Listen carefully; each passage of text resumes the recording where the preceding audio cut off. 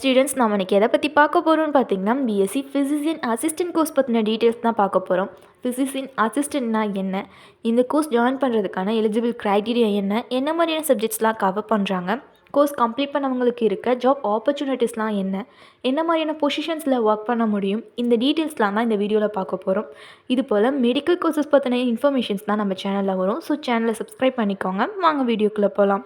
3 years டியூரேஷனில் இருக்க இந்த கோர்ஸில் ஸ்டூடெண்ட்ஸ் பார்த்திங்கன்னா பேஷண்ட்க்கு health care service like diagnostic, preventive, அப்புறம் தெரபெட்டிக் சர்வீஸ் எல்லாமே லைசன்ஸ்டு ஃபிசிஷியன்ஸோட கைடோட ப்ரொவைட் பண்ணுறதை பற்றி தான் படிப்பீங்க.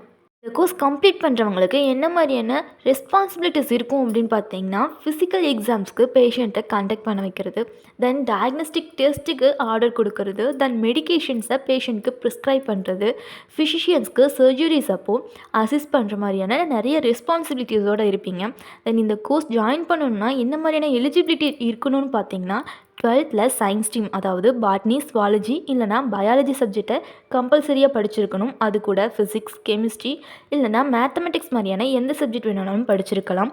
இது ஒரு அலைடு ஹெல்த் ப்ரோக்ராம், செமஸ்டர் பேசிக்ஸில் இருக்கனால ஒவ்வொரு செம் எண்ட்லேயுமே தியரி எக்ஸாம் ப்ளஸ் ப்ராக்டிக்கல் எக்ஸாம்ஸை செப்பரேட்டாக கண்டக்ட் பண்ணுவாங்க. கோர்ஸ் கரிக்குலமில் என்ன மாதிரியான சப்ஜெக்ட்ஸ்லாம் கவர் பண்ணுவாங்க அப்படின்னு பார்த்தீங்கன்னா, psychology, pharmacology, community and public health, molecular biology, obstetric and gynaecology, இது போல் இன்னும் சில சப்ஜெக்ட்ஸ் அண்ட் டாபிக்ஸ் எல்லாமே கவர் பண்ணுவாங்க.